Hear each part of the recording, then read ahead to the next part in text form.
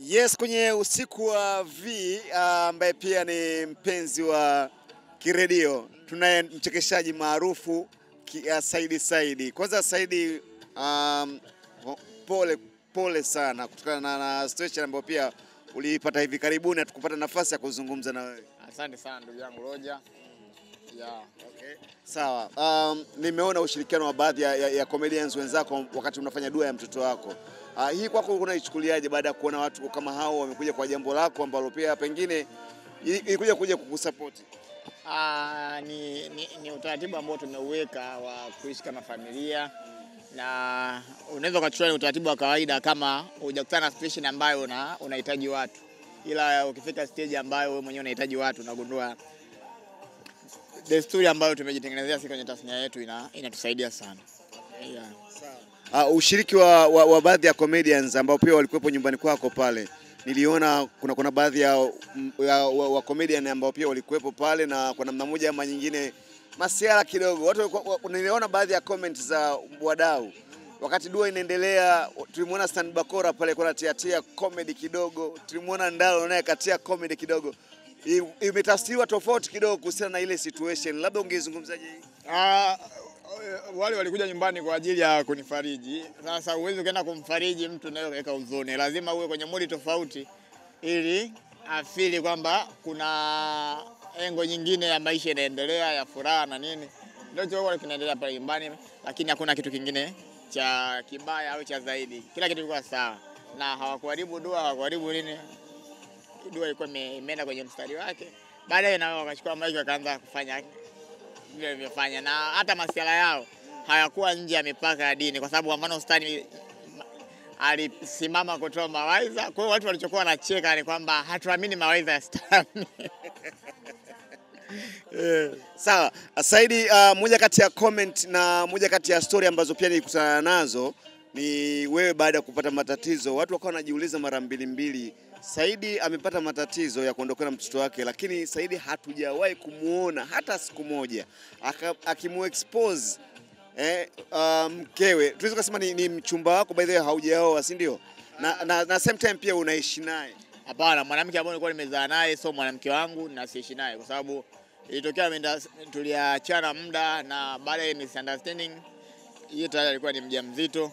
Kwa hiyo tunafanya ni kulea mimba kwa ajili ya kuja kupata mtoto. Okay. Unaposema hakuwa mwanamke wako unamaanisha nini? Tuliachana before hajazaa. Kwa hiyo tulikuwa tuna communicate kama wazazi wa mtoto mtarajiwa. Na amkuwa yani kwa maana alikuwa anakaa nyumbani kwao, si ndio? Hajawahi kukaa kwangu, alikuwa anakaa kwao. Okay. Sawa. Kitu gani kinasababisha Saidi ashindwe kuexpose mahusiano yake kwenye mitandao? Nakumbuka last time tulikuona uliposti picha ukiwa na mdada mmoja kwenye SGR. By that time pia mlikuwa mnaelekea Dodoma. Tukao labda pengine kwa hisi kwamba huyo ndio shemeji yetu, lakini pia mwisho wa siku tukamuona aliyekuwa kama ulivyosema muda sio mrefu. Kitu gani kinakusababisha Saidi ushindwe kuexpose mahusiano yako kwenye mitandao? Lakini pia tunaona baadhi ya comedians wenzako kama mtu kiredio leo amekutanisha hapa akiwa na mpenzi wake V, lakini pia hapo tunamuona Eliudi ameshaoa, yuko ndani ya ndoa. Shida ni nini Saidi?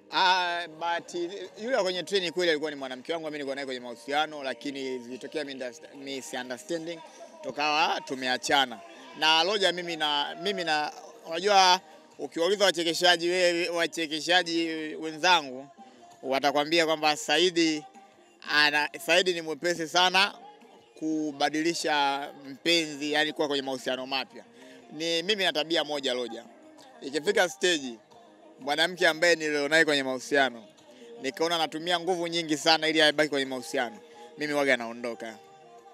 Naamua kumwacha kwa sababu nawahi kuondoka mapema, kwa sababu najua madhara yatakokuja baada ya mimi kuangalia sana ile mahusiano. Najua madhara yatakokuja kutokea baadaye yatakuwa makubwa zaidi. Kwa hiyo ni bora niondoke mapema, na niko kwenye mahusiano sasa hivi.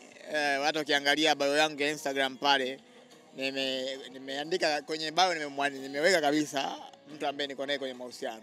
Ila tu utafika muda nitamuexpose na watu wataona hizo picha na nini, lakini wakati tu wakijua kumpost mimi mwanamke sio kwamba ni kifungo eti kwamba ndo natakiwa nizikwe naye. Ikifika stage hata kama nimesha kupost, mimi nishapost wanawake kama sio watatu nadhani mtandaoni.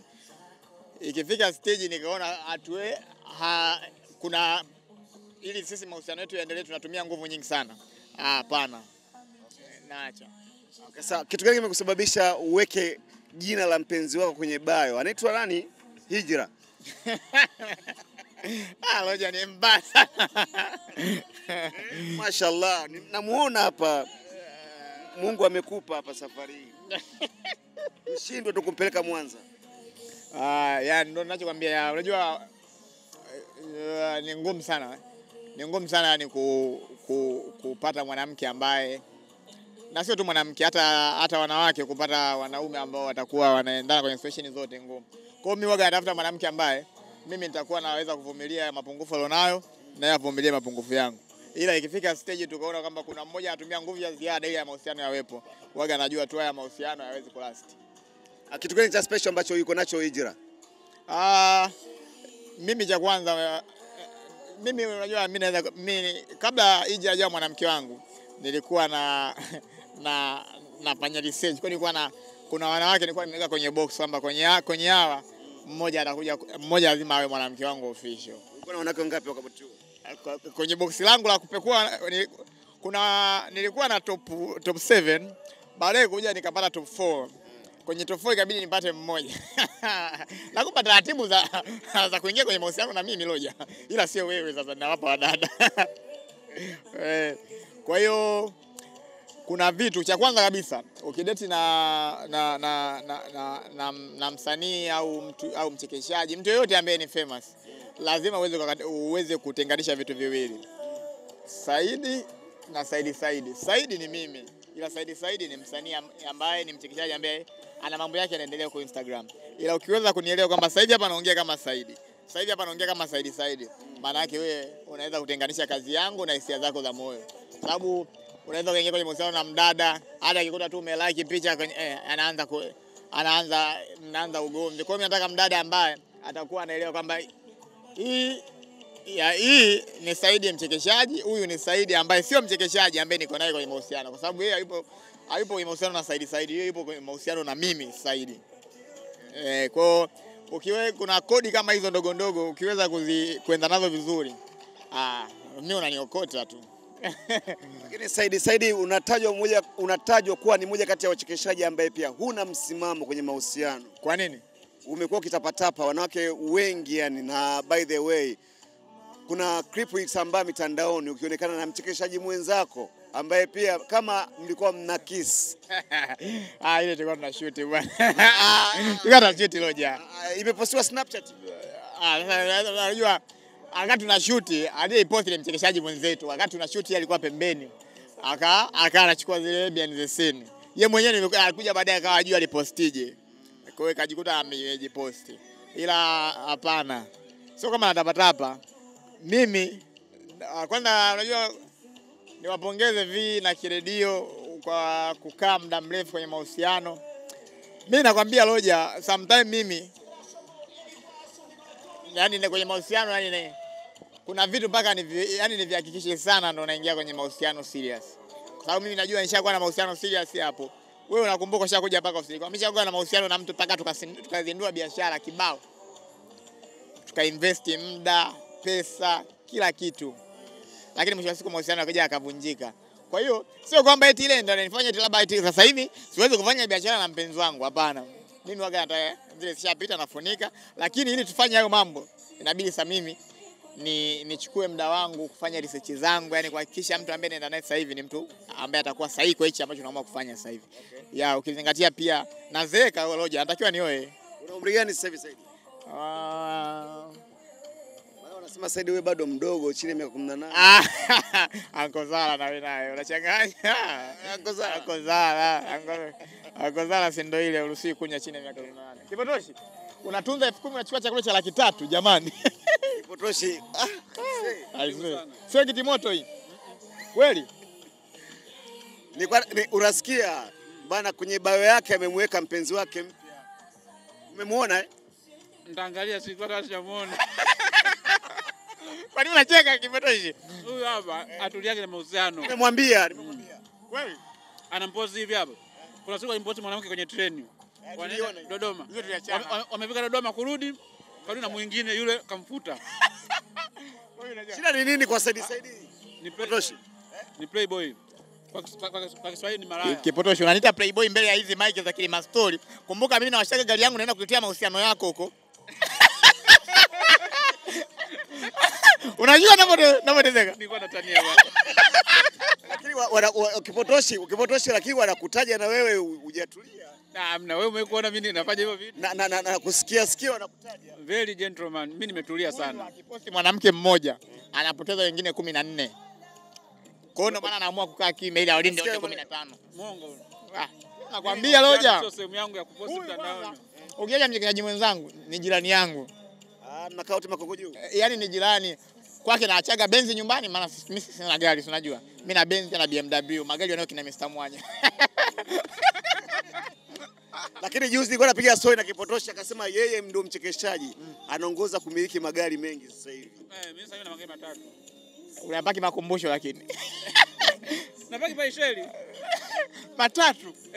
La kwanza ile BM. La ya pili Benz. Yaani wewe nikipaki na wewe nikipaki yangu na hesabu. Mimi nina Benz, BM na Crown. Wanasikiliza ya maneno utaumwa utarudi wa kuchangia. Wataanza wao sasa. Mimi shaga kela. Yaani mtu aniombee niumwe. Mungu atakuwa ndugu yake labda. Mimi mwenyewe ukiniombea na kuombea na wewe. Tuone maombi gani ataanza kusikilizwa mapema. Hizi ngozi za Kipotoshi dress code hapa ilikuwa ni white. Unajua hizi zina red and white, nyekundu na nyeupe. Hizi rangi ni kama ndo rangi zenu jinsi. Hii hapa nimechukua kwa mkubwa pale. Loja anaelewa. Vunja bei. Lakini wanasema bana kivunja bei utamfilisi. Kila kitu unataka kuchukua free, nguo, hela, mafuta unaomba wewe. Ilikuwa kwake. Maji ya kunywa akawa ameisha. Wakati namwambia wewe ndo mwenyeji ninunulia wageni maji, akasema eti hapa inabidi vunja bei afungue na duka la vinywaji sasa. Nikitoka hapa naenda pale Bambata kwa mkubwa. Kuokota. Naenda tu kutembea ofisi zetu zile. Au gari haina mafuta? Hainayo. Pale sana anauza pombe mkubwa. Unaona ile ambayo inawaka ile? Ya kwangu. Yaani nimeacha muda wote naendelea na shughuli hapa. Kwa hiyo wale watu ambao wanaishi kama wachekeshaji sisi eti kwa kipindi hiki tunapitia magumu kwa sababu hatuna show. Hapana. Sasa nilikuwa juzi bana Said ameleta taharuki mitandaoni. Aliposti, aliongea kwenye moja kati ya interview akasema kwamba yeye matumizi yake kwa siku ni milioni. Unasema milioni ngapi? Milioni 6, si ndio? Mimi nikasema 8 na ubaya gani kimzidi 2? Unatumia milioni 8 kwa siku? Ilikuwa ni za mwezi. Kwa mwezi? Kwa pesa nikwambia unajua watu wa shughuli gani wewe kukuingizia pesa kiasi hicho mpaka unatumia milioni 8 kwa mwezi? Ngoja nikwambie nikumbe tu hesabu rahisi Loja, sawa? Kuosha gari ni 20,000. Gari nyeusi huyu anajua anamiliki gari nyeusi. Gari nyeusi kwa wiki inaoshwa mara 4. Kwa hiyo mimi kila wiki nakuwa na 80,000 ya kuosha gari. Yaani hiyo ni ya kuosha gari. Yaani ni matumizi ya kwako kwa ujumla pamoja na kwamba service kila kitu. Kwa hiyo watu wakuelewa. Yaani sio kwamba nakula milioni 8. Wao watu wanaamini ukisema unatumia milioni labda 6 kwa mwezi wanahisi ni kwa ajili ya kula tu. Hapana. Hamna. Sasa Said mara ya mwisho wamefanya show lini? Mimi mwezi wa 7 sijui. Sasa kama sio wa 7 wa 6. Na huu ni mwezi gani? Huu mwezi unaenda wa 12. Unapata wapi pesa? Mimi nafanya biashara zingine. Mimi ni unajua watu wanahisi kwamba wachekeshaji wanapata hela kwenye show, wakitaka kwenye show ni matangazo. Niliona wameanza kampeni kwamba sasa hivi hawapati matangazo na show hamna, tuone wataishije. Ndugu yangu. Sisi kila siku tuko juu ya meza. Miongoni mwa wachekeshaji sasa ambao wanaishi bila matangazo ni sisi hapa. Mimi kwa mwaka mzima naweza ngaposti matangazo 3 tu. Lakini unajua mimi kinachonishangaza Said kusema kwamba anatumia matumizi yao ya pesa. Kuna story nikutana nayo Said bana alienda Element pale kula bata. Alipofika pale akahisi kwamba yuko Tabata akagiza shisha. Bili ilivyokuja shisha moja ni 120,000. Said akasema mimi akaanza kuwatafuta. Yaani mimi unajua mimi sielewi. Stari yangu mimi ni shisha. Kwa hiyo mimi sehemu zote ambazo wanauza shisha nzuri nishaenda na najua bei zake.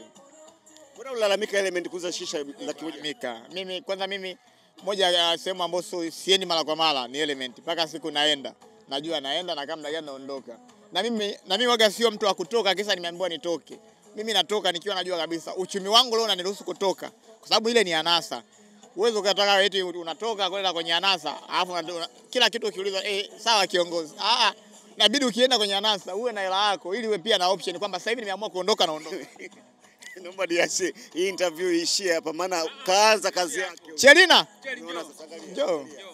Huyu hapa nimemechisha, huyo mke wangu, mpenzi wangu. Una wake wangapi? Mmoja tu.